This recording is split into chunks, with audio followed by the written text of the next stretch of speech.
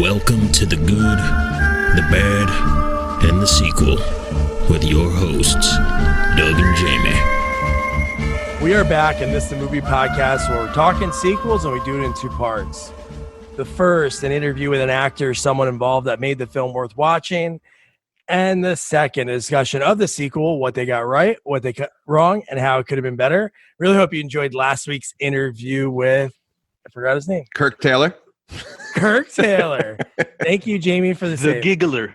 The Giggler, yes. So it was so cool, like, to be able to do this movie and to interview somebody. Obviously, we couldn't interview Charles Bronson, but a guy that was such a big part of the movie. It was a turning point. And, dude, I cannot wait to talk about Death Wish 3. This movie is really big because I watched this movie with my dad. I watched the first two with my dad, but this movie was just so over the top. It almost was, like, not believable, but it could happen.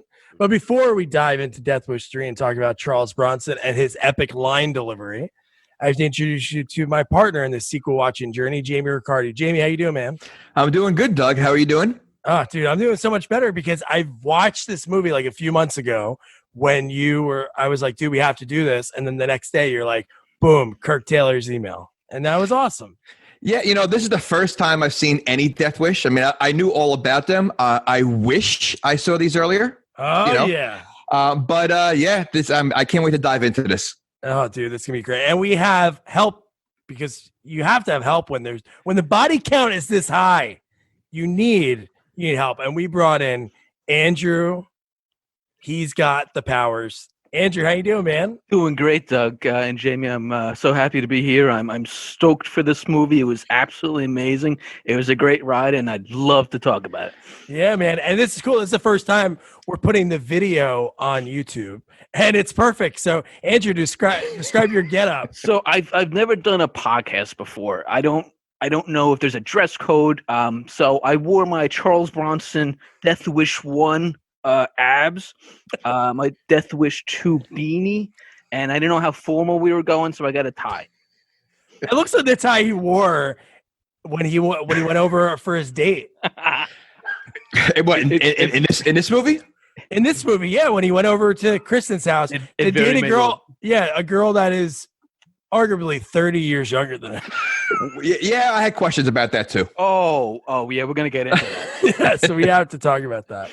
So this is Death Wish. Dude, the coolest thing about this movie is it starts off, and I don't know if you guys knew who did the soundtrack, but Jimmy Page. Yes. Did the soundtrack of this movie. That was nuts. I saw that in the credits. I'm like, wait, is this the same guy or is this like someone completely different? And I looked it up. I'm like, holy shit, that's amazing. Well, I mean, the music throughout, even just like a little like synthesizer or like when he's just by himself, there's like music that is just epic every time he's around. Even when he's just going on a date, it's like love music. It's like it fit everything perfectly. And even when he was just riding on a bus in the beginning of the movie and you saw the old New York skyline, you see the Twin Towers, and you see Paul Kersey just riding a bus. So I before we get into this movie, I just have to, because I've never seen the other two, but I know. So in the first movie, his wife and daughter die, or no, just the wife. The daughter is like mentally scarred. Okay, and she's in the second one, and then she dies in the second one. Yeah, she jumps to her death. Okay, now, and he's an architect, right? He's just an architect. Okay. So he has no training or skill whatsoever with guns, fighting, or nothing. None at all. That's the weird thing, because he seems to be hiding. Like, he's always like, I'm a conscientious objector. But you really seem to be pretty damn skilled with all those guns and then hand-to-hand combat. That one threw me. See, I was thinking like in a past life, he was like, like Liam Neeson, like, or maybe like Steven Seagal in Under Siege. Like, he's not just a cook, but he was some kind of,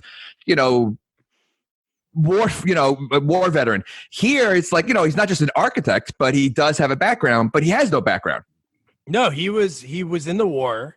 Okay. But he didn't do it. And you see the first one. So in the first one, he has like this scene. He goes out. The first time he gets a gun, it's a gift from a developer in like Arizona. Yeah. And the guy even calls him then It was either him or somebody in the office calls him a bleeding heart liberal. And that's even the movie. When you look at the tagline in the movie, it says Paul Kersey, bleeding heart liberal. And it's like, not anymore, bro. Not at all. Now, did this movie come around at the same time as Dirty Harry? Oh, Dirty Harry was first. That was 71. The first one of this, I believe, was 74. Because I think his gun topped Dirty Harry's gun. Like it looked, hell yeah. It looked like double the size. Wildy, right? Whitley or Wildy? I can't remember. Wildy.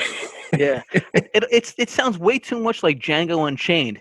Hildy, she's a hot box. I was like, oh, wait, hold on.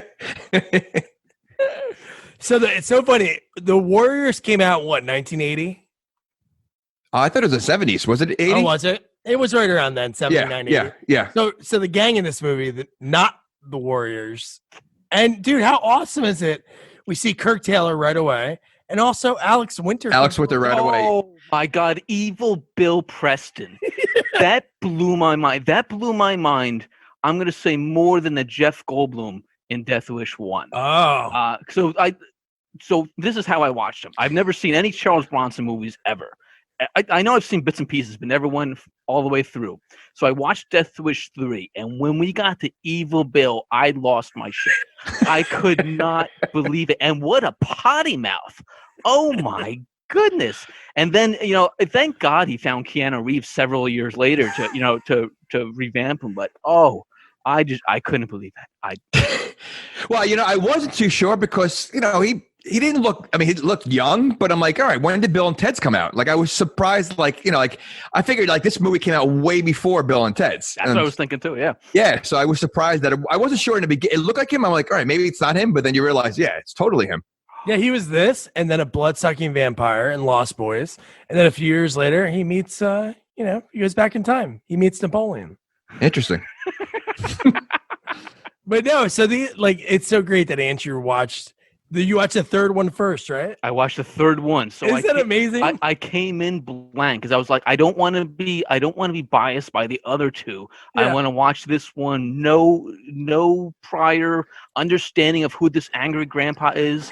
I just want to watch it for the movie itself. And it doesn't disappoint. It doesn't. Totally.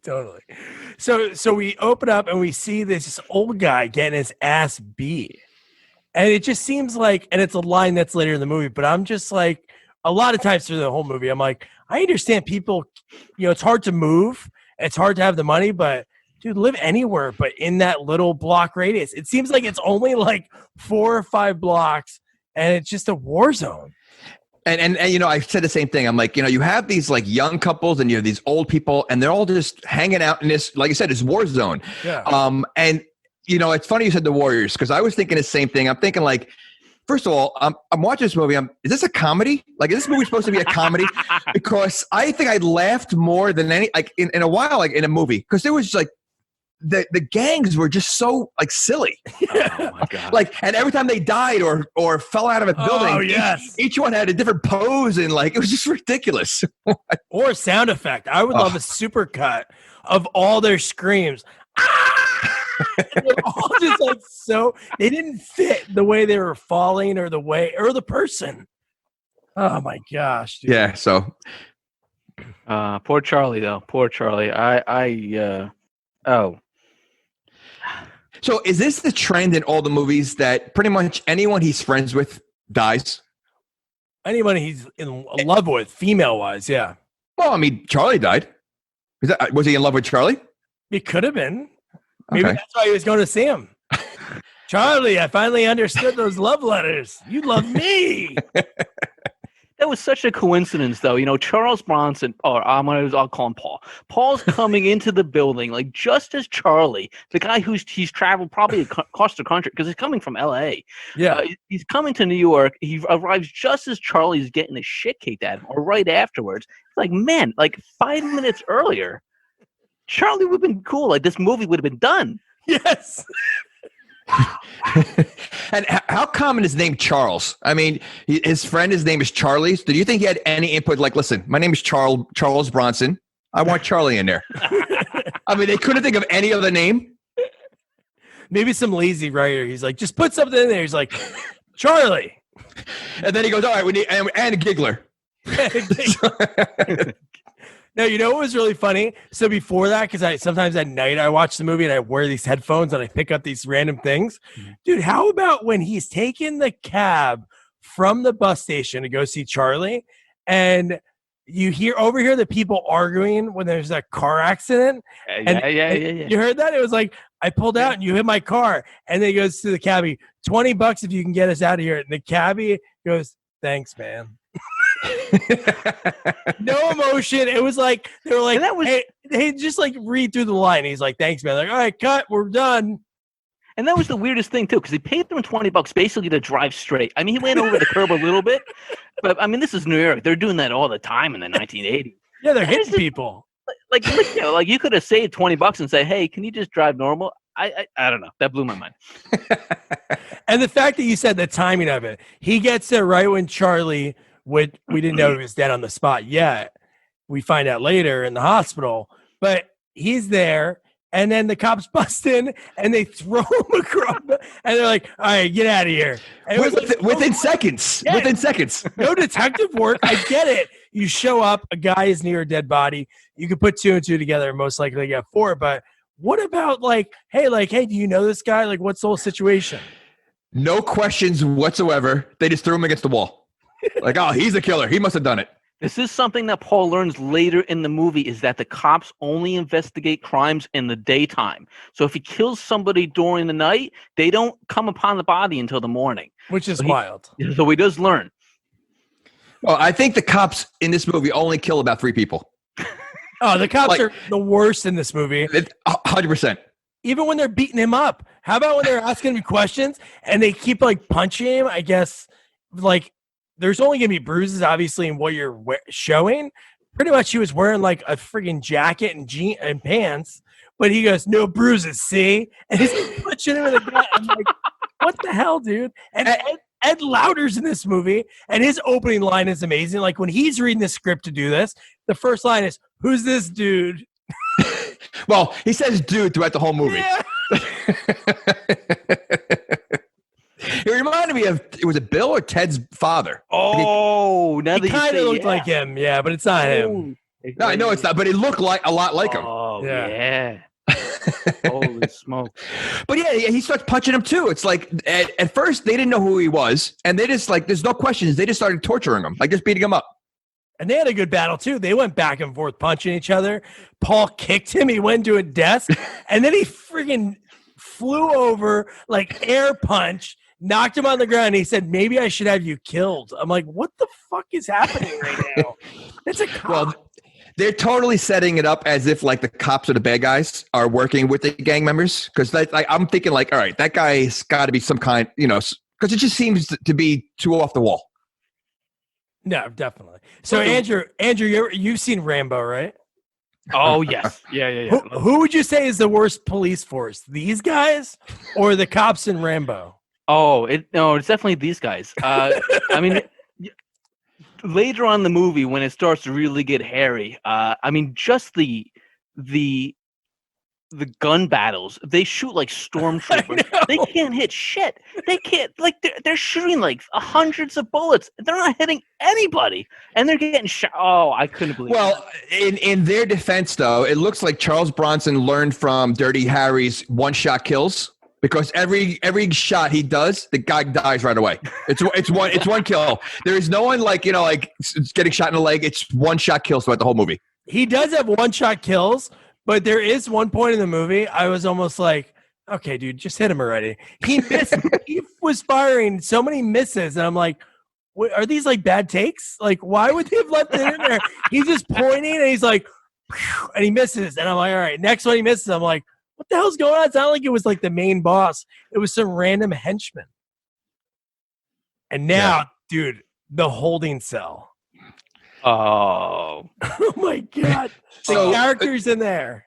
Well, the first guy I guess the black guy that just out of the blue punches that huge guy next to him. Yes. What was that like? There's no sense for that. He started going nuts once he got in there. I've been in one holding cell ever in my life, and it was nothing like that. That was like a battle royale.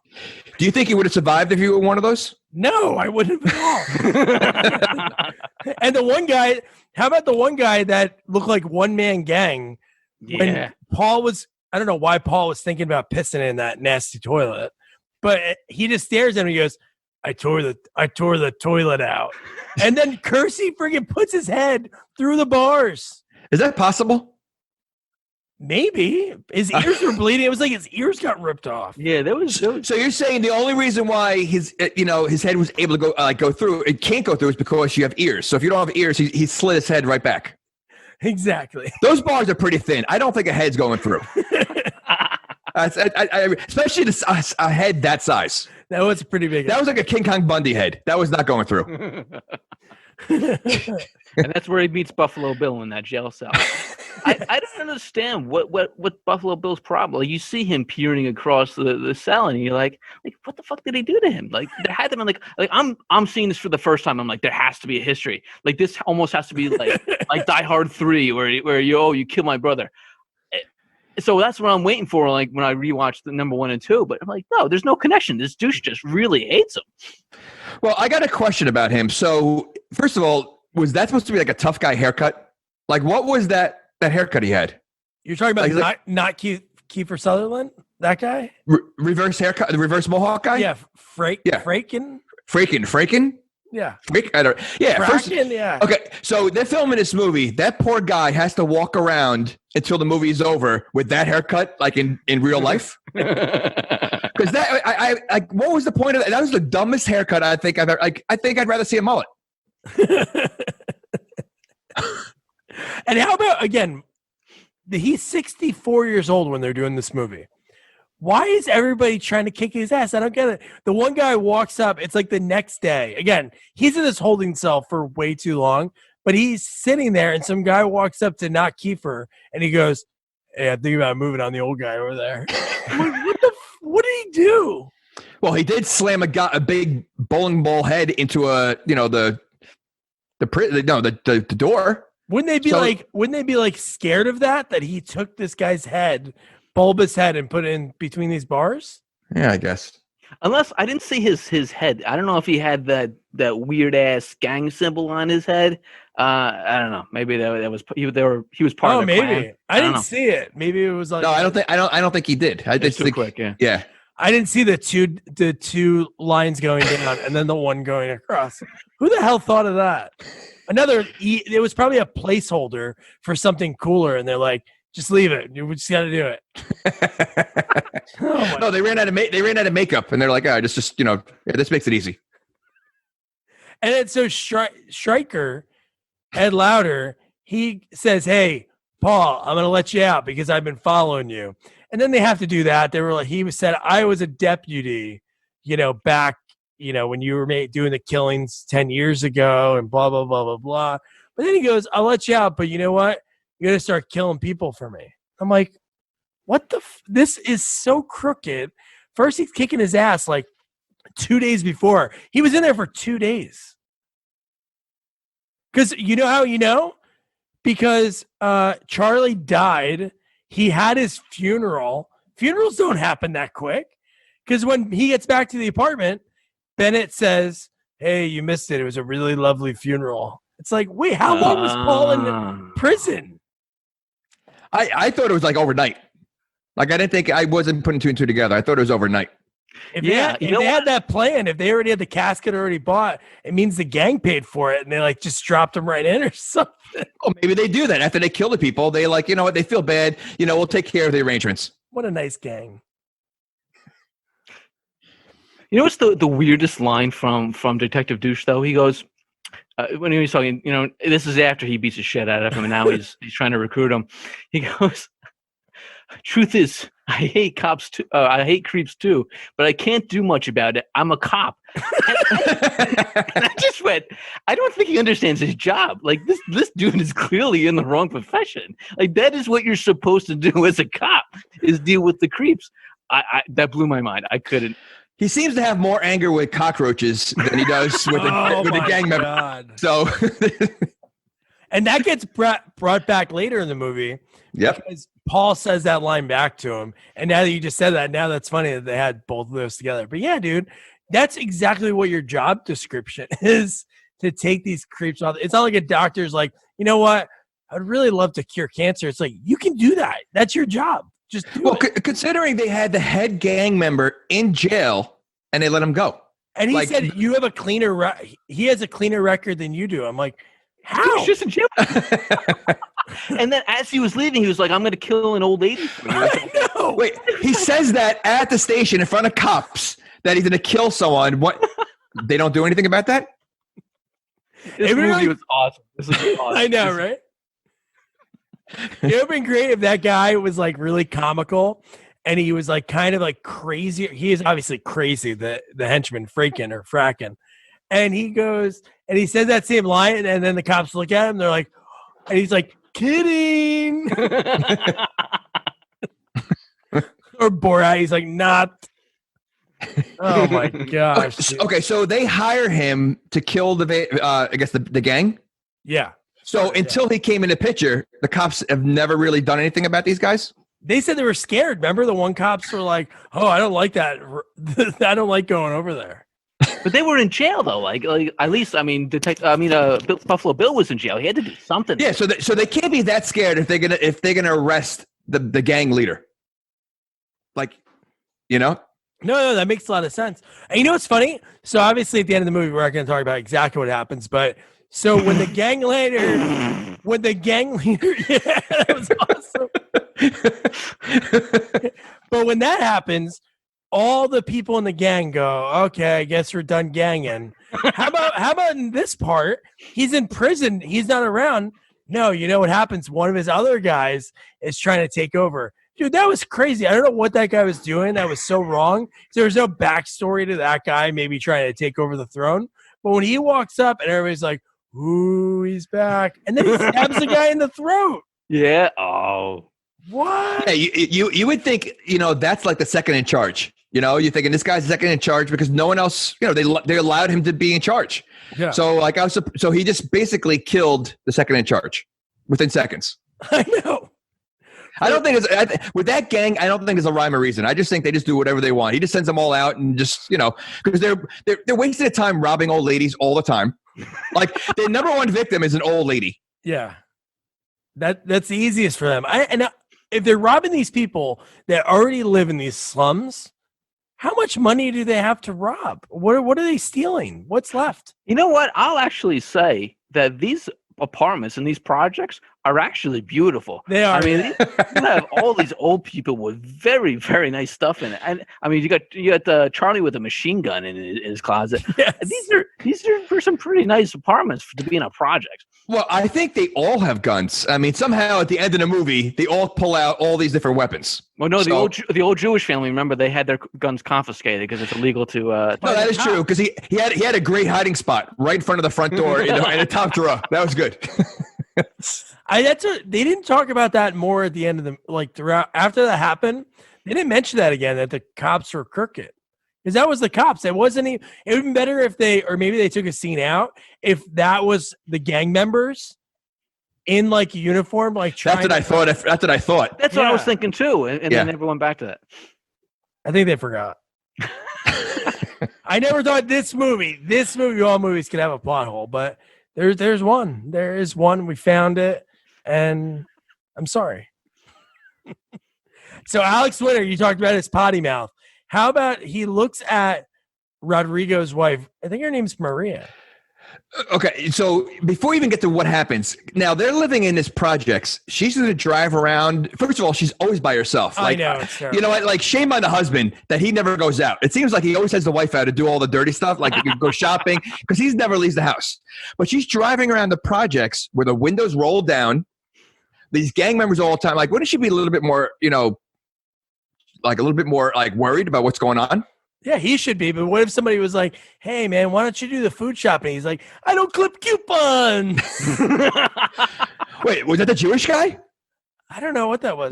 Well, you sounded like a little Jewish. Note to self, now I have a Jewish accent. But no, when Alex Winter sees her and says, I want you, bitch. I want to eat you all over. Oh, yeah. He's like, what are you? Come on, Bill. And Paul saved the day. That was just before he gets introduced to the giggler. Paul couldn't catch him, but then he was able to save Maria in the parking garage. And then everybody loved Paul from that. And then he was like a local celebrity within minutes. Everybody wanted to meet him. That's right. And he got dinner. The Jewish family made him dinner just because of that. So this guy's Bennett brought him down, up and down the building. He stayed in Charlie's place because it was rent was paid to the end of the month. Yes. Like that makes any difference? Like they were gonna rent out Charlie's place right after if he missed the rent.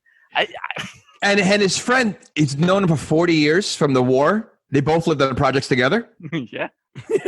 So they lived in the projects like all that time? It seems that way. Because I don't think how many times would they be able to move machine guns? Okay. Oh, well, I mean, how much stuff is moved through the postal service? How much stuff does Paul pick up from his little box right down the street that's shipped through the mail? That's another thing. And who's his connection? Like he's an architect, right? So who's sending him bazookas and missiles and all that stuff? I don't know, but it is funny that he picks it up on the corner of like he hits a little like mail thing and then bazooka, anti-tank gun. Yeah. Wildy comes through the mail. The only thing I would guess is it might be the guy from Arizona in the first one. That would be the only thing I can guess. But when he sends Wildy over, I don't know why he gives him 2 bullets. That's really weird. And then he has to cook the rest of the bullets. Oh, I know.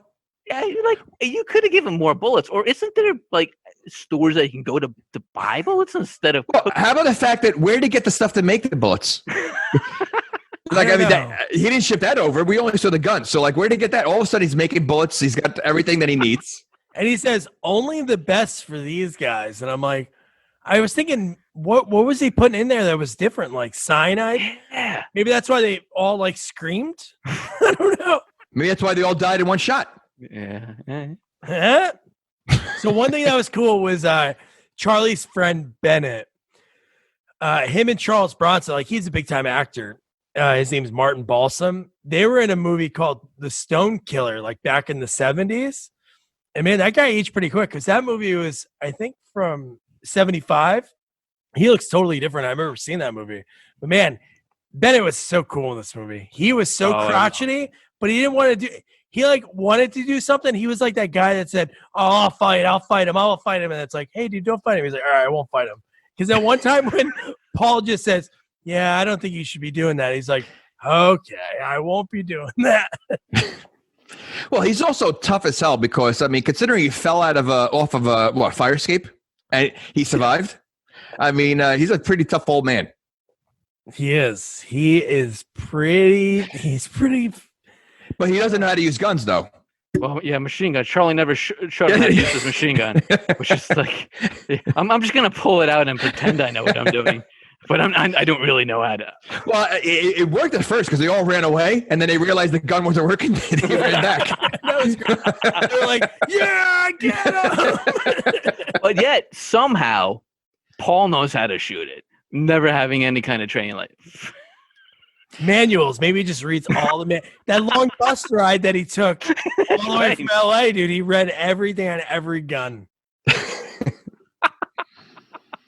He also, his aim is ridiculous. He's unbelievable. I can't believe without any training, he's just a natural beast. He's had 2 movies to practice. He should be good right now. That is true. And he's never been arrested before in the other movies? Wait. No, I think he was just they suspected him in the first one, but they let him go. They released him. Second one, kind of a little bit of the same thing. There's some craziness, but he's never been in jail. He's never been like physically arrested and charged and anything like that. Gotcha. Okay. So how about when he's telling him the whole, because I guess obviously they have to like tell you why the guy's name's the Giggler. He goes, "Yeah, his name's the Giggler. He laughs when he runs. He put a knife in a girl's skull once." I'm like, ugh. They also said something about he's very fast. Like so no, is this like around the same time that this movie sort of turns into Home Alone? Oh yes, with the nails on the board and everything. Oh, and that was fantastic. And he does it a few times. He does it. Yeah. Yeah, some are not as bad. Like he did the nails on the ground in Charlie's apartment. He did the one for the Jewish family. And then at the end, the one was like a knife. Yeah. And it like friggin' spiked the guy's brain. Well, he does it the first one because he sees perfect. Was it the one that he sees perfect footprints walking into? Yeah.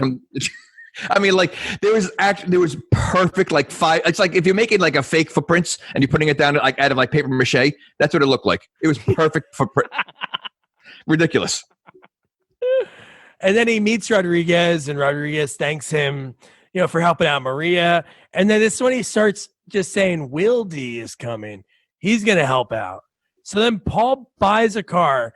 And so, Andrew, you watched the other two. Do you think he's still working as an architect right now? Because he had a lot of cash. Because he has tons of cash. And yeah, he pays everything cash, no car. You're like, where the hell is he getting all this cash for everything? Everything. Buying a car with cash, buying the PO box with cash. Yeah, there's something up. I think he's doing something on the side. There's definitely something. Well, Andrew, let me ask you this. When he said Wildy's coming, what'd you think Wildy was? Oh, I thought it was a hot chick. I really thought it was. I was waiting. I was like, all right, here's the love interest. She's coming, and she's going to be kicking ass alongside with him. And then, it didn't turn out that way. See, I thought it was if he had like a 19-year-old girlfriend? Well, no, basically he was with a girl 30 years younger than him, so I'm not surprised.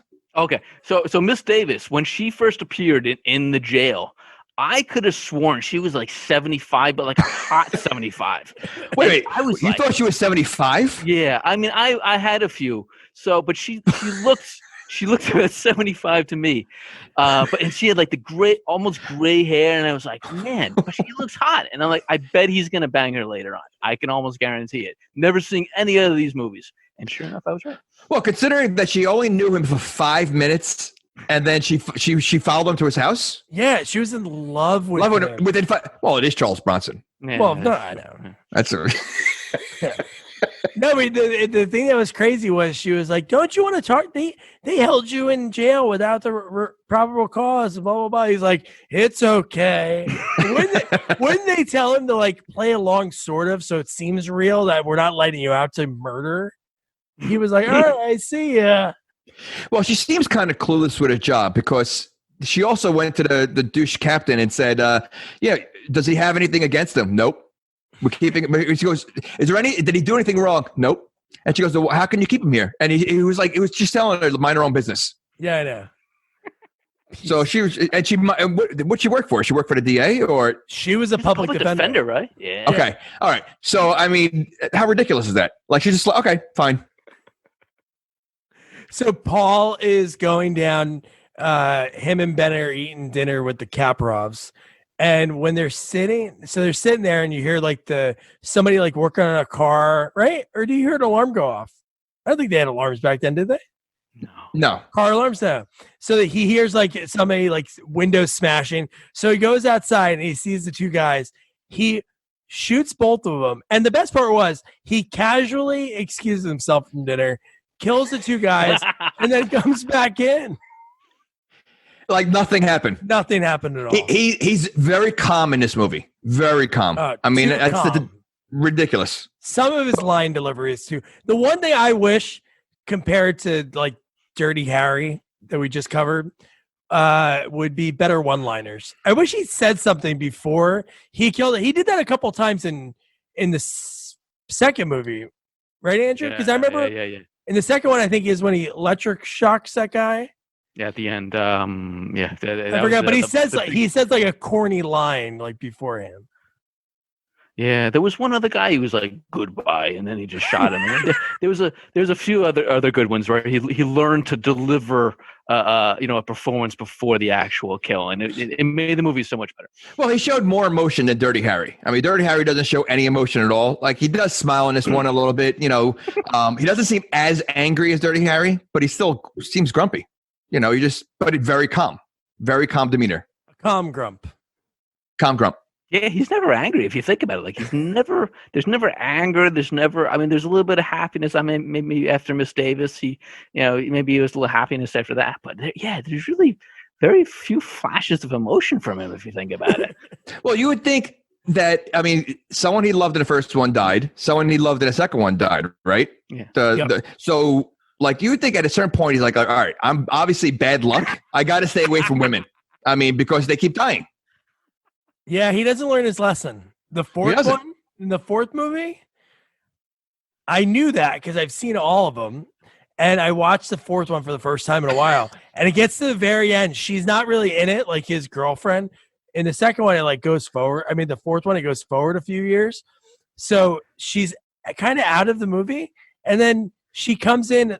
I don't even know how she gets into that last scene, but she ends up showing up there. She gets shot in the back.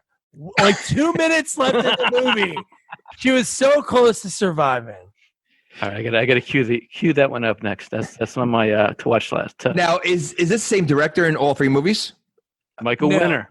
Yeah, Michael Winner did all three. Yeah. 1, 2, 3, he did, which is really weird too. And there's rape in all three movies, right? Oh, so he's got a thing for rape. Oh, because I read the first one. Yeah. Oh, yeah. There's rape in all three movies. Yeah, all three. Yeah. I thought it was just a weird thing because I mean, in this one especially, when Tonto's wife gets abducted, and then they they throw her on the mattress. That really disturbed me. And then I hated it. Then the doctor's like, "Nah, she just has a broken arm," and then she. All right. So I got a question about that. So the first of all, the Spanish guy once again sends his wife out alone. Like, I don't think he leaves the apartment. That guy does not leave the apartment. He sends his wife out all the time.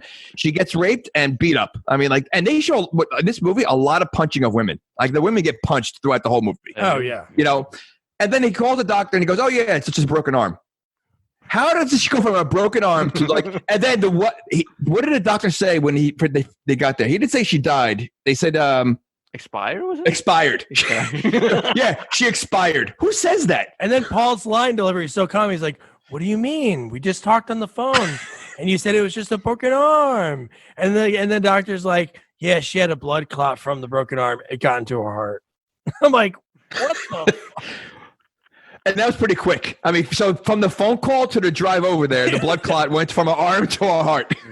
That is true. That was like probably 5 minutes. Because it's funny. You're right. Because the hospital is right there. Because Bennett's watching everything. I didn't think the hospital was that far away, but Bennett was watching out of the window, celebrating at the end. God. Yeah. Now I will say that Michael Winner has learned from the previous movies about the rape scenes, because the first one with Jeff Goldblum, that's a brutal rape scene, and then it's escalated in 2. So now it's like, you don't want to minimize it, but number 3, it's not part of the plot, it's not part of anything, it's kind of like just thrown in there. But he did definitely tone it down from the first 2. Which was good because but it really wasn't necessary in this movie. Like, I mean, based on what I read about the first one, it was kind of necessary. It just made Bronson who he was and why he flipped out. But this one, like, it was almost like an excuse to see boobs. Yeah. It was like 80s boobs. So like, all right, let's throw some nudity in there because otherwise, which happens at the end. It does. It does. Yes. No, you know what's funny? So like Kirk. When I was talking to him, that's one thing he mentioned when he saw the movie in the movie theater. He said people were cheering when he died, like other people died, because I guess that gives you that more anger when you see somebody do something so heinous. It's like, dude, they're gonna kill that guy. Kind of like in the Taken movies. Yep. You see how rough those guys are, and then you're like, when you see him die, you're like cheering, and it's, I don't know, it just gives you like a little bit more hate towards them. Obviously, you hate them already because they're throwing Molotov cocktails into old women's houses and punching them. But that's the thing. Like, they're picking on a neighborhood that has a lot of old people. How tough is this gang really? I mean, they're going after like a nursing home. Like, how tough are you? How tough are you really? Not tough at all. So here's the next part is the only time Paul shows emotion, even after he has sex, no emotion. So the Not Warriors gang. They're killing some guy with an axe, and then they start again. Oh, Rodrigo was nice. He went with Maria to the supermarket, and then they start picking on both of them. And then the guy keeps saying, "Let me $5, fucker." Paul comes out of nowhere, punches the guy in the face, and then a kid again. I think there's deleted scenes to this movie because remember the little black kid? He showed up 3 times in this movie. Yes. Michael there's a little- Jackson, young Michael Jackson, right? Young Michael Jackson. The one where he throws the ice cream in The ice cream. store Yes. to him. Yeah. Okay. No, so you see young Michael Jackson in this part. He's like hiding behind like a post, which is the same post he was hiding in at the end of the movie, which is kind of weird. They probably shot it all at the same time. But he's like, right on, man. And Paul goes, like, fist pump in the air, like, yeah. But dude, like, Wait, is that the same post that he's hiding? By the way, the post isn't that big, so the hiding behind the post is not really working. But is that the one that when you're like all the bad guys are running past him and he's still like hiding behind the same it's post? the same thing. Maybe he lives there. But behind the post? I don't know. Maybe, times are tough. Look at the neighborhood. That might be nicer than some of those other apartments. You see where the gang lives? Where do they sleep? Well, they own a whole building. It looks like. Yeah, with like, there's holes in the roof. Like, do they all just sleep like, camping sleepover style on the floor? Yeah, you know what though? It doesn't seem like they sleep at all though, because they're doing a lot of crime during the day and at night. And they're on a lot of drugs. Yeah, they are, and they're constantly running. They're always running. They're in great shape. They are, and they are scared of Charles Bronson, because even at this part, they're kind of like complaining to Fracken, like, "Oh my God, who's this guy?" And he's like, "Oh, the guy from the jail cell." And so I wrote, "Catherine Davis is thirsty." God, well, who am I? Why would I write the word thirsty for that? But I guess for some reason I did, because she came to the ghetto to ask to have dinner with her grandpa.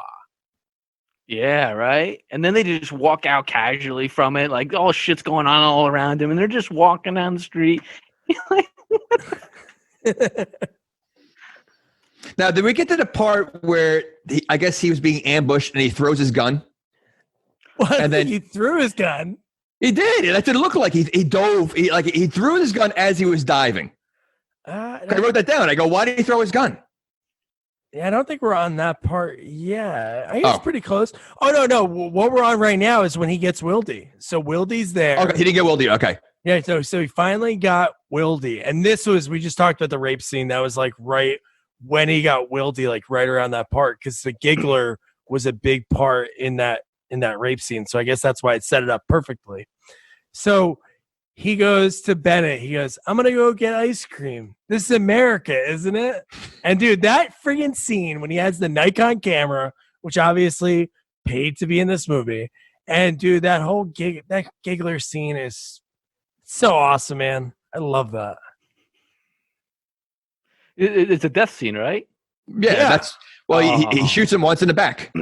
That was, I'll tell you, if you've ever played any kind of first-person shooter, that's like a rage quit moment where he's got like the little dinky gun, and this guy is like a mile away, and he just offs him. You're just like, that can't happen. Wait, did you say dinky gun?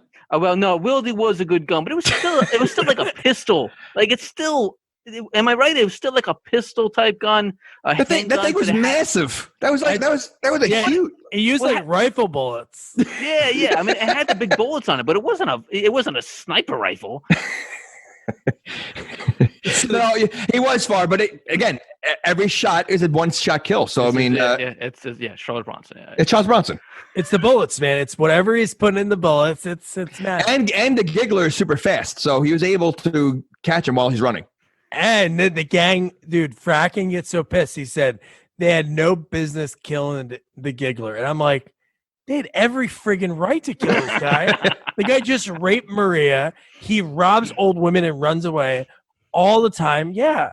He seems like the worst of the gang. Like he does the most damage, the giggler. Throughout the whole movie, he's constantly on the street, robbing, punching, doing whatever. Like he's one of like the worst ones.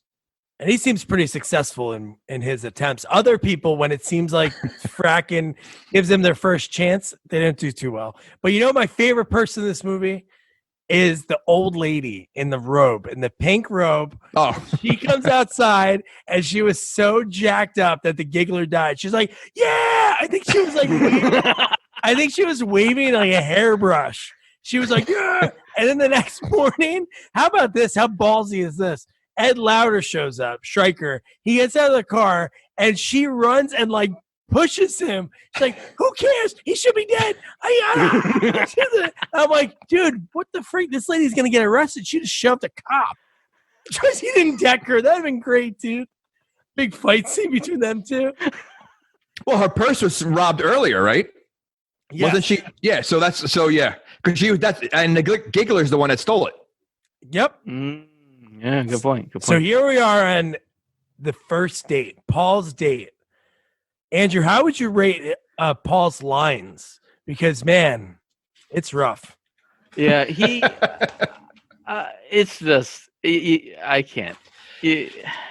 Yeah, but when it should have just went straight to the sex and then just blow her up in the car. Like really, I don't understand why that took so long. They drew it out a little too long, and now I mean, especially after seeing the first two, you're like, he's not. This is not going to end well for this chick.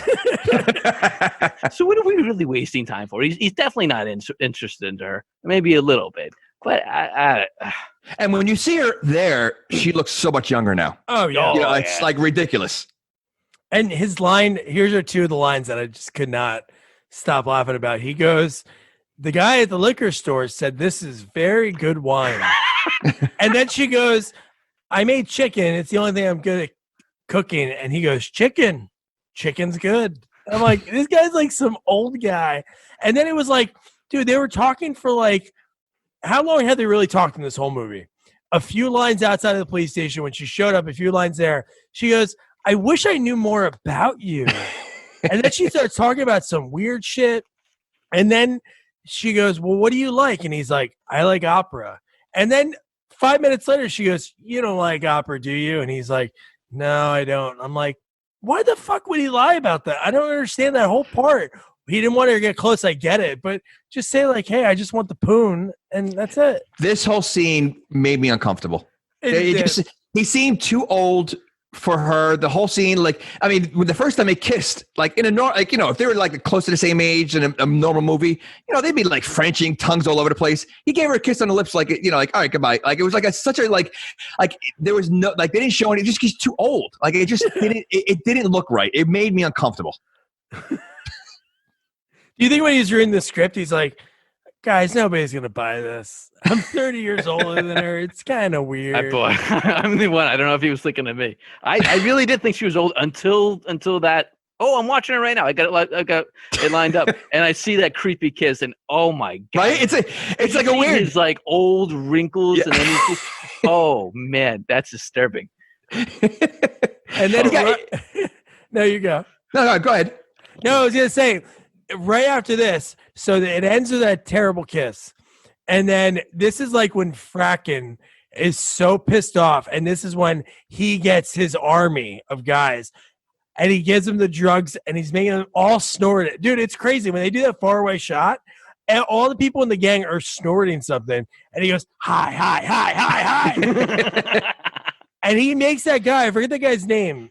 God, it wasn't the Cuban, maybe the guy's name was. It was like some country that he called him. He's like, he's gonna kill tonight, yeah. And then, dude, that's why I love Paul. Just like I love like Dirty Harry. Like I love Rambo. I love all those guys. Those guys are like assassins. These guys are just like you, me, Andrew. Well, Andrew kind of looks like Charles Bronson. He's like a combination of them. But no, he's not a professional fighter.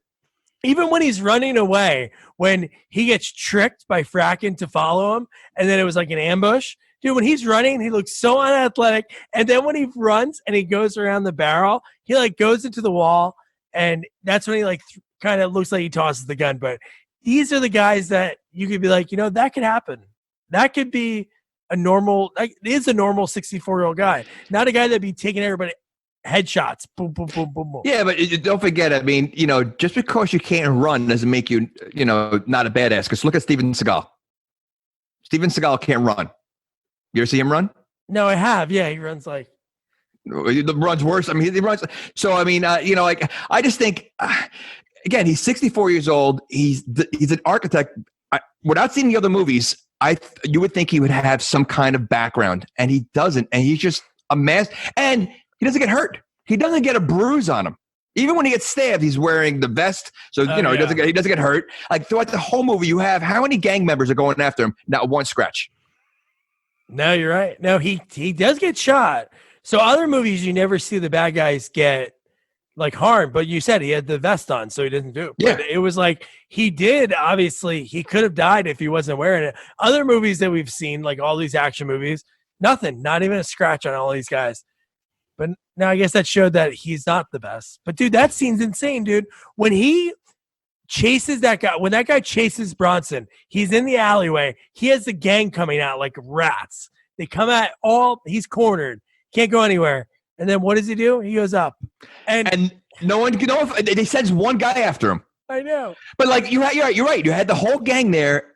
Like they could have gotten them. They gave him time to climb up. I know. Andrew, if you're reading in your apartment, which that guy was very interested in, I could probably like talk about that guy's room because he was reading a book, and so Bronson comes in first. Nothing. He doesn't even really move.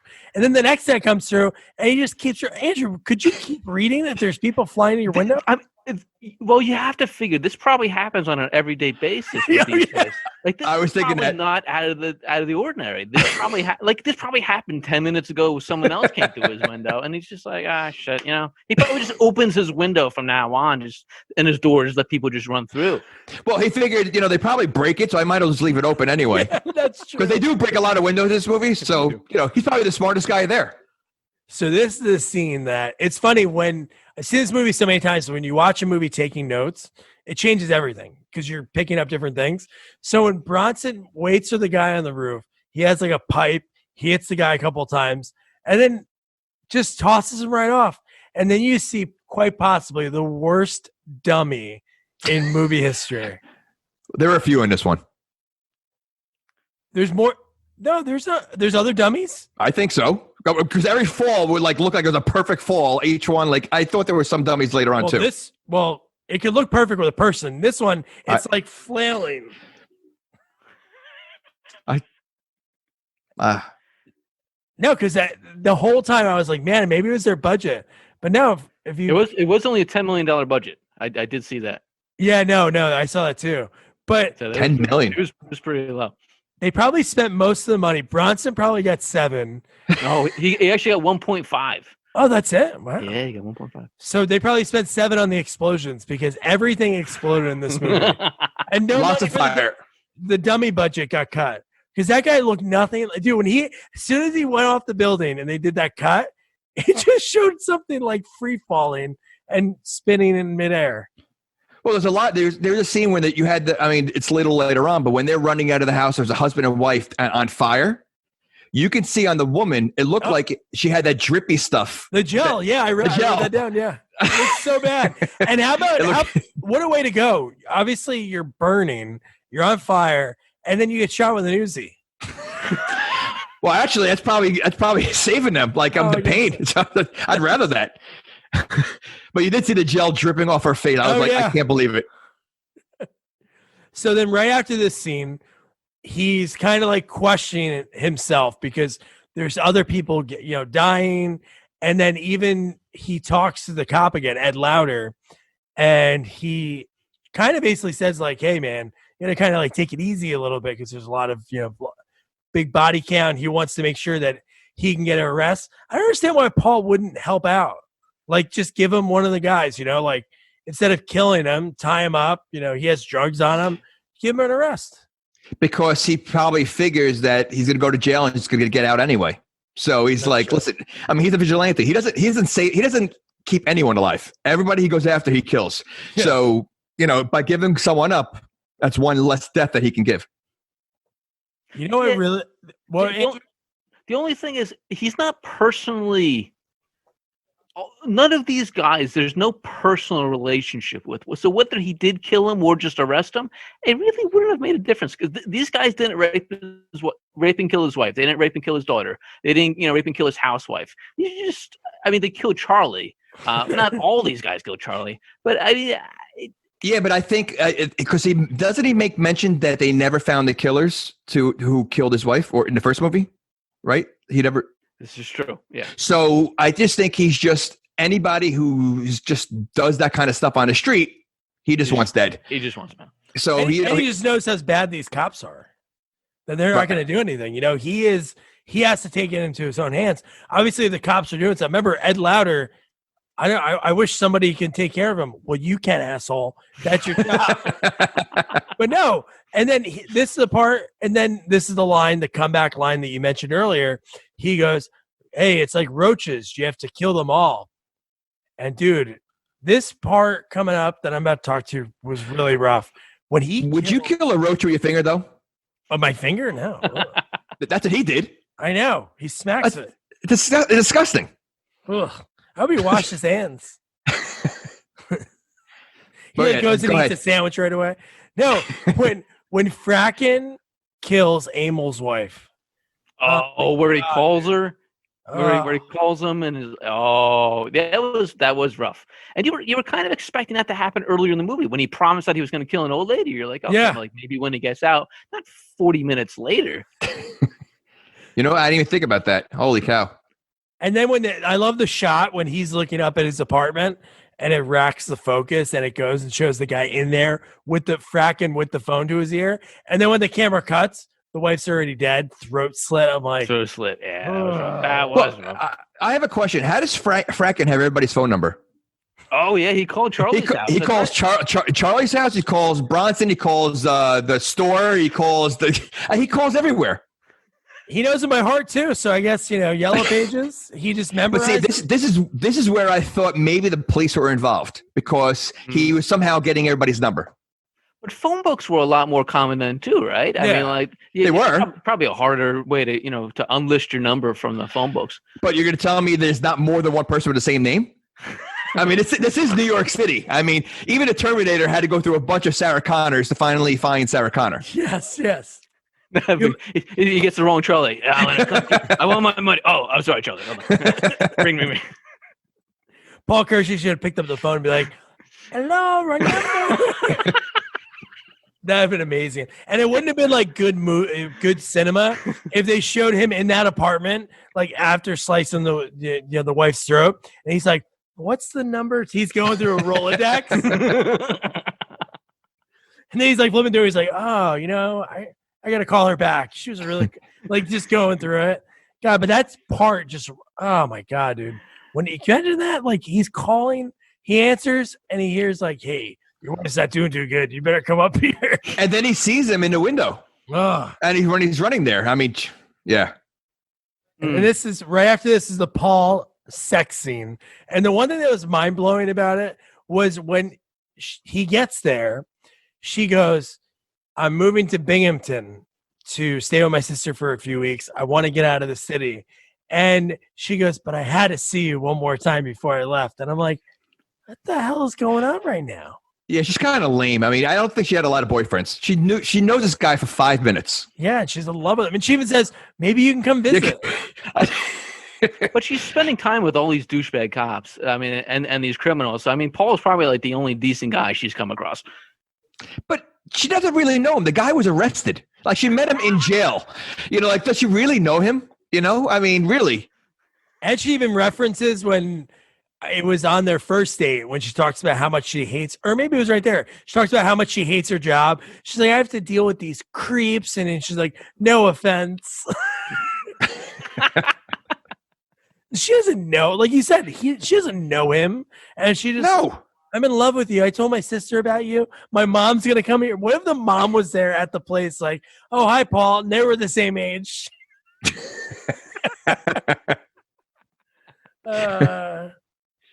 They were like, hey, let's talk about Elvis. So they have sex and then they go in the car together, right? Yeah, and he goes, they're going out to eat. So yeah, the first stop he goes to is the post office. I know. Couldn't he do it by himself? That was weird. I mean, that was a whole, and he's been keen to everything. He walks out of her house with her. He doesn't see the crappy car across the street that's like watching him.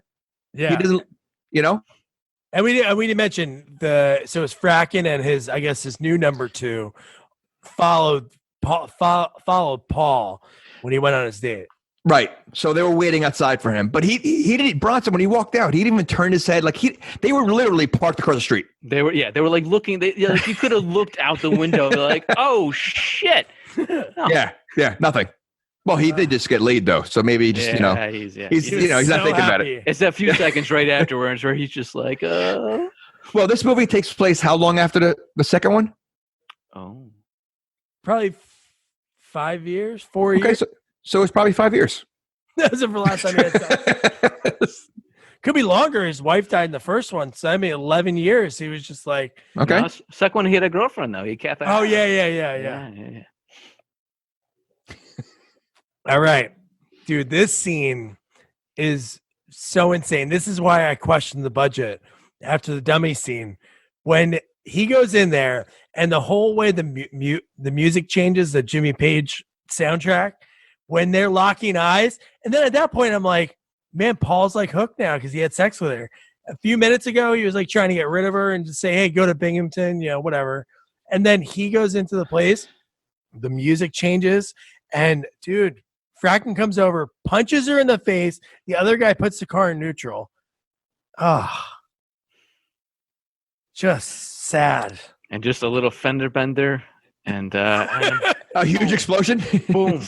Just, Like, does that happen often? Like Shit the happens, eh? blow up like that?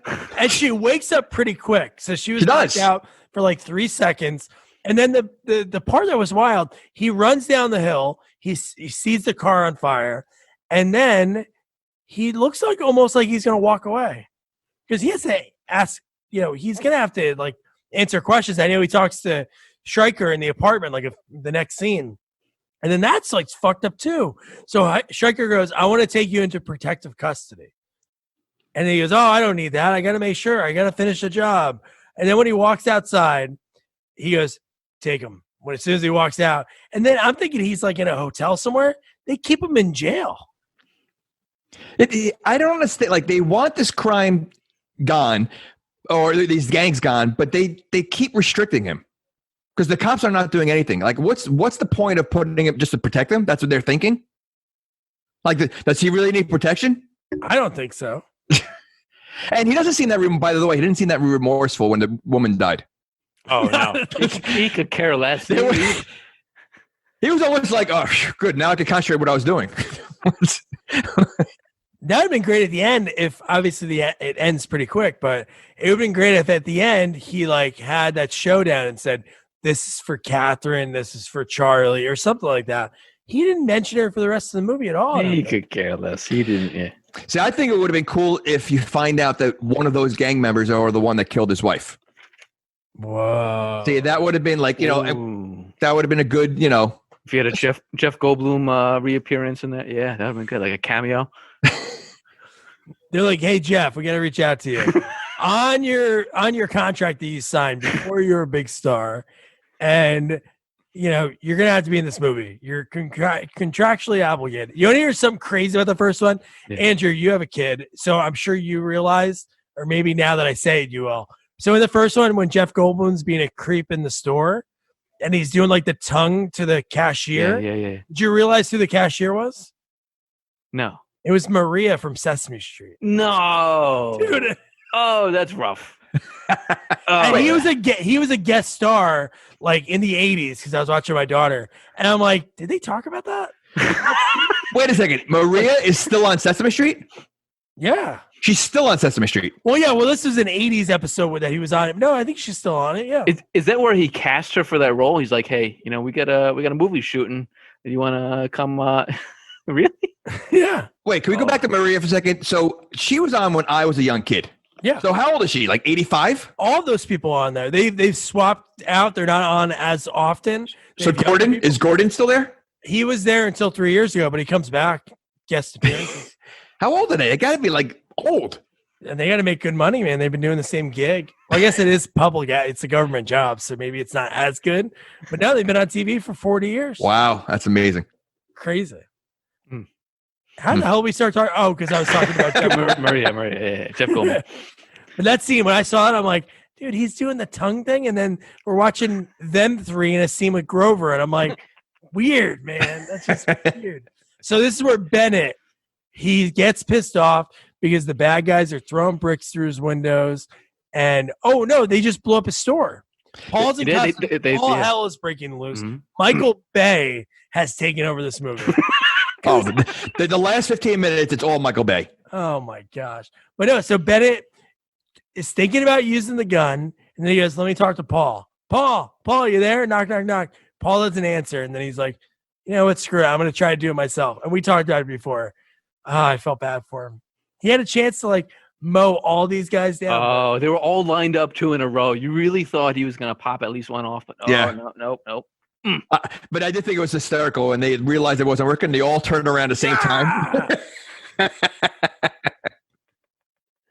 And then Jamie, this is something that we talked about when we did our best sequels of all time, the top 10 list that we did, was so Paul's allowed to get out because Bennett's in the hospital. And Bennett, they have a kind of Rocky 2 scene. They did. He's like, Paul, you got to take care of those bastards. And then Paul sneaks out the window. And dude, this friggin' movie changes, and it's the best. The last 20 minutes, amazing. By the way, hospital windows don't open. They don't open. So I don't know how he escaped out of that, but just, I wanted to put it out there. Wait, have you tried to get out of a hospital before? No, they don't open. They don't open. They're locked. But how do you know? I've been in hospitals before. But I'm saying, what made you think that first time? You know what? I'm gonna get some. Maybe the room was hot and I wanted to open the window. Why are you getting so angry? Yeah. But this becomes like just a Commando. Like, it reminded me of Commando. Yeah. He just goes on a tear, and this is like unbelievable. Like, this is awesome. Wait, hold on. So right when he's meeting Bennett, when he's going to Bennett's hospital, he meets that same doctor from from Tonto, and he goes, he just has a few fractures. But I think he's going to pull through. And immediately I went, holy shit, he's dead too. I was saying they got to start finding a new doctor, because this is like his responses are horrendous. Bad bedside manner. Could you imagine if he opened the door and Bennett was a skeleton? God, that would have been so amazing. So I don't know if, this part was mind blowing. So if anybody listening is in a gang, please email me, Doug@sequelsonly.com, because I want to know the answer to my question I'm going to pose right now. So do gangs just call like a gang HR?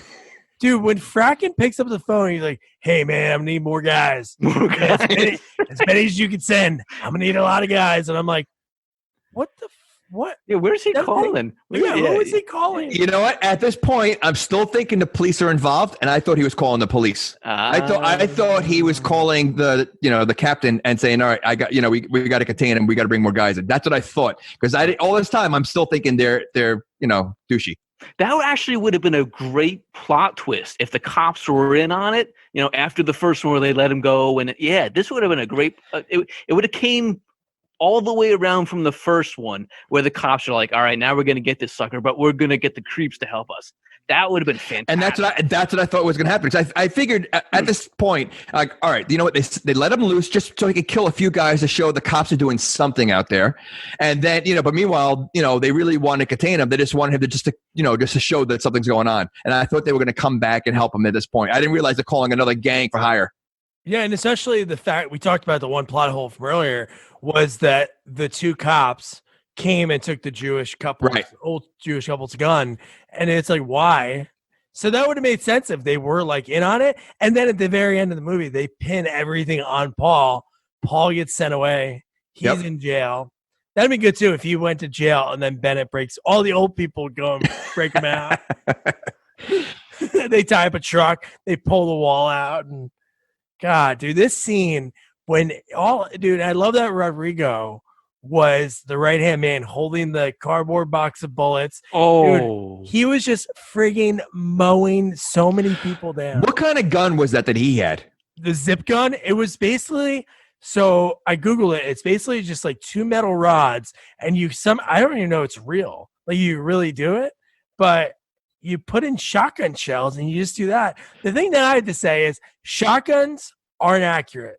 So I think this would be a lot less accurate because it's a short barrel. Somehow he was shooting from like 50, 60 yards away, guys in windows. And it seems like it's very light because it was so small, like skinny. Like, it seemed like something very cool. I just never seen anything like it. Yeah. So one of the coolest parts. So many cool parts of this movie, but I love the other people in the apartment building. How about how excited they are when they're watching the news? The Jewish husband has like a smirk on his face when that they've seen all the people die in the news, all the bad guys. They're just like shitting and grin, so happy. A lot of people are because, obviously, things are changing and hopefully for the better in this neighborhood. But dude, we talked about how bad the cops were at shooting. How about the gangs? Because there was a lot of times guys stood out in the, Rodrigo and Paul stood right out in the open in an alleyway and not one shot. Did the gangs really have that many guns? I can't remember them shooting all that much. No, they had a lot of guns. Did they? Yeah, they had. I mean, they had a lot bats and guns. Before the war actually started, they don't have a. It doesn't seem like they have a lot of guns. A lot of knives, right? Well, they didn't need the guns though before the war. At that point, where they need guns for it, but they realized they needed. Plus, don't forget they had the extra gang to come in, so maybe they're a gang of guns. I just don't understand how the neighborhood all of a sudden have weapons and they know how to use it. Yeah. Because it became like a just like a Three Amigos, like where the town comes together and they take on the bad guys. That's what happened. And like all of a sudden, they're doing some damage, which makes me think that they could have done this all the time. Like they didn't need Charles Bronson. They needed the confidence. I love when they use the chain and they trip like three of the bikers, and the way they run out, they're like bang, bang, bang. Like they run out and like dude, that was so cool. See, this whole last 15 minutes to me was very comical. It was. It was very. I mean, it was a good action, but it was just so comical. Of again, the scene with the chain, the people falling off the buildings were just ridiculous. Alex Winter falling was. It looked like he did like a belly flop in a pool. That's the way he fell. Oh my god! And then the gang members, like the guy that's right here, I have my chair in the way, kind of. But he's in the movie for 5 seconds, and they showed the new gang show up, and they're just like sitting there looking at their grenades, which. I don't know. But he's picking his teeth with the grenade. And I'm like, dude, what's this guy's story? How did he get to the point of his life that he's using a grenade to pick his teeth? And they're all happy to see each other, like the gangs. Oh, it's like happy days. They were hugging. Yeah, right. And I'm just watching it now.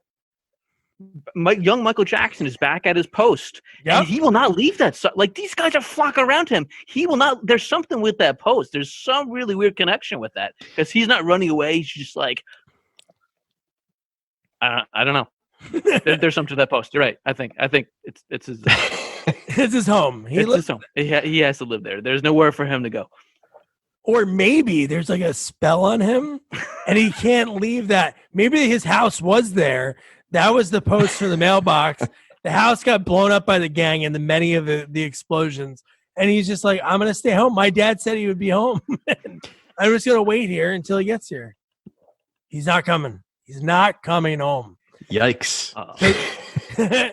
So Wildy, we obviously saw the power of the gun earlier in the movie, but this gun somehow, maybe he turned it up a little bit because, dude, he shoots people and they fly back 10 feet. But the one guy gets shot and he like goes 5 feet into a wall and flails his body into it. And there's blood everywhere. I'm like, holy shit, this gun is insane. Doesn't he show that it does? Like he twists something on his gun that can, I guess, give more power. He was talking when he was putting it together. When he first got it, he did mention that early on. Like it does something. Like he was, I forget how he described it. Oh, I did also notice that a lot of times in this movie, people get shot in like one place, but blood comes all over the place from somewhere else. They could get shot in the leg and like blood in their face all over their, like it's throughout the whole movie. Oh my God. And so we were talking about the couple that was on fire earlier. So there's another building there's a lot of buildings that get on fire in the last 15 minutes, but there's one that they show the building and they show people around it. And then they show friggin' two people jump off, real people, no dummies. And I'm like, why couldn't they have used that kind of thing in that one scene? The other scene was so cool when Paul threw that guy off. But when I saw these people diving from a burning building, I'm like, holy shit, they risked somebody's life for like B-roll. It wasn't even anybody's house of a character that we knew. It was just like a random like 10-second shot. Yeah, but maybe that scene was filmed first, and those guys didn't make it. Oh. So they were supposed to jump from before, so they had to use a dummy. They were the jump guys. Every jump guy died, and they were out of it, And they're like, you know what? We can't risk it anymore. We're running out of actors. We got to use a dummy now. Yeah, they made that phone call to like HR, like fracking does with the gangs, and they're like, yeah, we're gonna need a couple jump, guys that jump off the roofs, and they're like, oh, what happened to the 7 that we sent you? They didn't make it. They just showed up to work today. Holy shit, dude! I think even the other weapons seem like they've become beasts. I mean, these Molotov cocktails. He takes out the whole first floor of that convenience store. It's just from, I think it was one Molotov cocktail. I mean, maybe there's a second one that I didn't see. But wow, even the baddies' guns and weapons are really there's an uptick in their destructiveness. There is, yeah. I think it's because it's the third film. For the last 15 minutes, and it all gets cranked up. So Paul, we talked about him getting shot and stabbed, and he has Kevlar, so he's good. But he could have died twice in the last 15 minutes. Oh, 3 times, actually. He gets saved by Rodrigo. We talked about the shot that he did. And, dude, these 2 scenes back-to-back are so amazing because you have the music playing, Jimmy Page here. It just sounds so cool. And then Rodrigo's out of bullets, so he has to leave. And then Paul's about to get shot again. And, dude, Captain Stryker, dude, their scene reminded me of like a video game because they were like going down the street and tag team in it. Yes.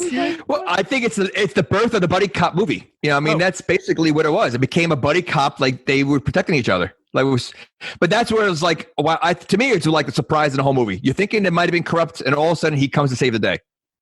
And that was great, dude. That whole scene was awesome. And one thing I noticed when I was watching it before, so Paul's actually behind a mailbox, kind of guarding himself, shooting these guys, missing a lot. Again, he's missing. And Stryker's in the middle of the open, wide open, shooting the guys. And then they're like, huh. They're like looking at each other. Like he gives them like a look. And then a guy gets up. Paul shoots another guy. And I took a photo of it. I should put it in my background. But they show the blood get onto the camera lens. I paused it right at that part. I'm like, dude, that was pretty cool. The way like the blood pack just like exploded in the charge is at that point. But dude, Paul could have died so many times towards the end of this movie. But he was lucky. He had little angels or Rodrigo or Tonto and Ed Lauder, looking out for him. That was a really bad choice to have Ed Lauder be the tag team partner. He could have had that little old Jewish guy come down, run out with him. Like they really should, or the old lady. I don't know. I think he was so unlikable. That I think it's like you don't want to cheer for him at the end. He wasn't a likable character. I think I agree 100%. I think if the Jewish guy came down, that would have been key. That would be really cool. That'd be a funny movie. It would have raised it from an A to an A+. I mean, it would have put him like that. That extra little bit. I agree. So you would think all these gangs that they called in, when they showed up, they were like, hey, the main guy we're going after is this 64-year-old guy. They're like, 64-year-old guy? You guys can't take that out? Yeah, no, just don't worry. Leather jacket, salt and pepper hair.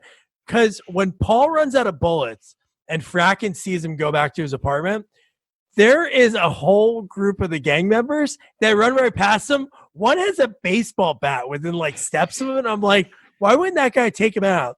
But dude, the end scene of this movie, it's mind-blowing because Paul, again, you talked about it earlier, Jamie.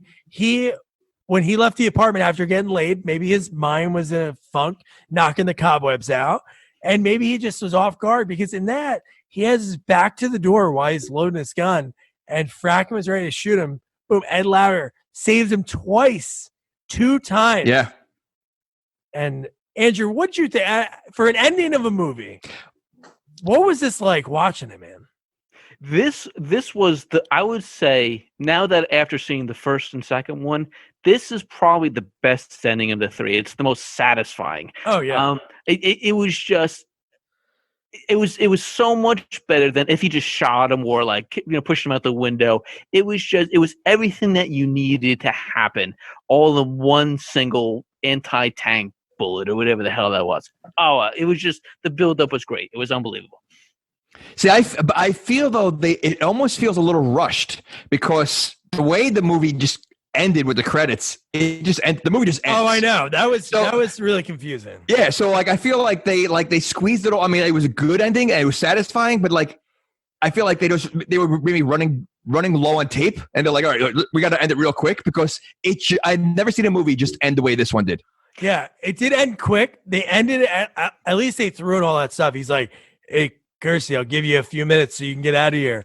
And then I'm like, maybe somebody else is still alive. Obviously, the main gang guys. Again, wouldn't you think they would have some debris or damage from that thing exploding? Ed Lauder was 5 feet away. Yeah, there's no way that's going off, blowing that guy out through the window, and there's nothing inside with those two guys at all. I would say they would almost all blow up. I mean, that was a power. If it's going to shoot a human through a wall, to go out, it's going to be powerful enough to hurt them, and neither one had a scratch. That was the first thing in this movie I think was not believable.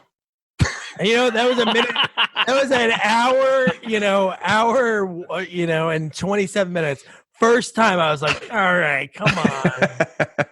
No, but how did the people in the gang, they had like the ADR in the background, like voiceovers, and they're like, oh my God, that was a serious explosion. You hear a girl go, oh my God, he's dead. I know his body was burning. There was a burning body. You couldn't tell who it was, but somehow they knew right away. Yeah, I mean, the blast from the window, it was just debris. It was just like bits of everything. Like there's no body. You would have no idea what the hell happened in that apartment. You just see an explosion, and automatically that chick, I don't know, maybe she must have known. Maybe she smelled them. Well, they probably saw him run in there, so they knew. Or she smelled like the Draco Noir. He always wore so much of it. That's why he was so flammable and he was on fire. No, but this movie is kind of like vampires because he dies and then the rest of them are like, you know what? It's not worth it anymore. I'm not going to kill anymore. And they just leave. All of them just like leave like a vampire movie. Yeah, but how many times you see like it just in general when the leader of a gang or leader of of the bad guys dies, they're like, all right, we really didn't want to do it all this time. He made us. So, we're really good people. Oh my God. Well, that's Death Wish 3. And that was a blast, guys. But that was my favorite of the three. I will say that. It was my favorite. It was just so much fun. The first one was unsettling because you're getting used to the character. The second one is disturbing, but then there's a revenge factor. This one was just pure fun. There was nothing holding you back. There was no emotional moments to drag it down. It was bang bang, blowing shit up, fantastic. My kind of movie. It was like the sequels that we expect to see. Like you're not going to have too much more of a storyline. You can add like a little bit of a new character here and there. But dude, you're right. The first one, it's kind of more like a drama. He's a guy that's scared to use a gun. Like he uses a roll of quarters and a sock. The first time he fights off. I wish he brought that back. That would have been fantastic. I love that weapon. That was. Wait. You're telling me he was scared to use the gun in the first one? Yes, he was. After his first kill, he threw up. Remember, he was like, "Oh, he's grown up a lot since then." Yes. 100 bodies later, he easily killed 100 people in this movie. But Jamie, what did you think? This is your first, time that was your first, Dirty Harry with sudden impact. Yeah, I mean, I've seen Charles Bronson. He was great in The Dirty Dozen. I've seen a lot of his movies. Never saw The Death Wish, but I knew about all of them. It's hard to judge it because I haven't seen the first two. I would assume the first one probably has the best story, the origin of his character. This one just seems like, all right, you know what? We've done two stories that are kind of similar. We just got to just go balls to the wall and just, let them go out and, in style. So this is like a fun movie.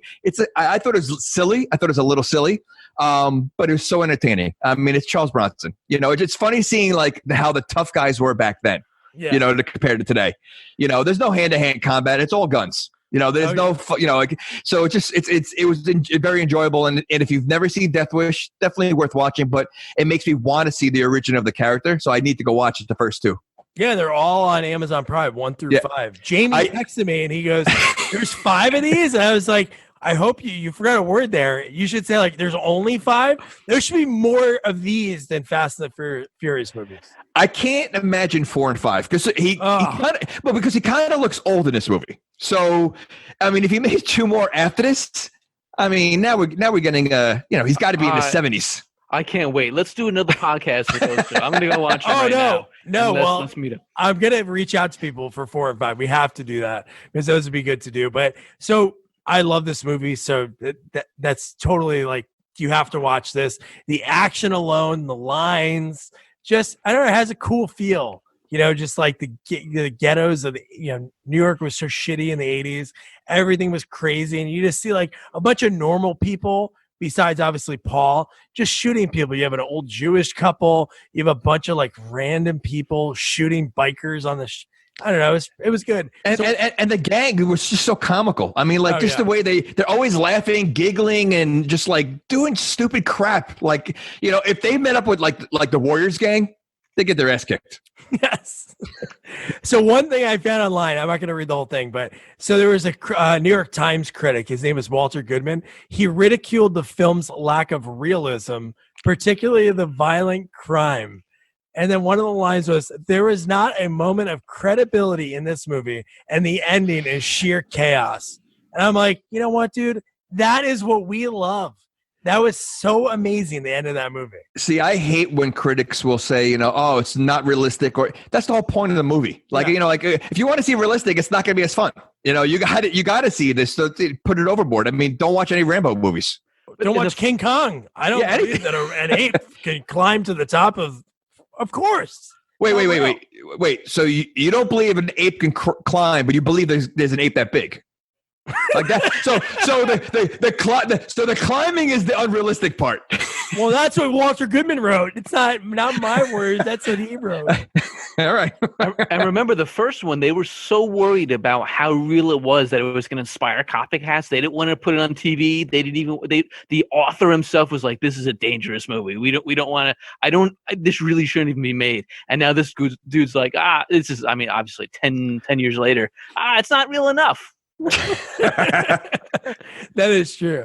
All right, so Andrew, thanks for coming on, man. It's a blast. So obviously we just covered Death Wish 3. We covered 3 movies in a row that had a high body count. So with that, the next movie we have to cover is going to be focused around a dead guy, and that is Weekend at Bernie's 2. We were lucky enough a while back. I interviewed Troy Byer. She's the main girl in it. And dude, this movie is so bonkers. Jamie, when was the last time you saw this movie?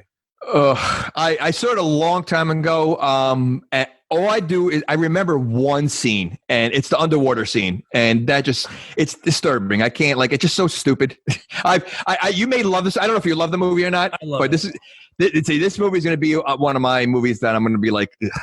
She told me a really cool story about that scene because how they filmed it and everything. So that was pretty cool. So don't forget to review, rate, share our podcast. Follow us on all social media at Sequels Only, and make sure to check out our website, sequelsonly.com. Good night. Good night.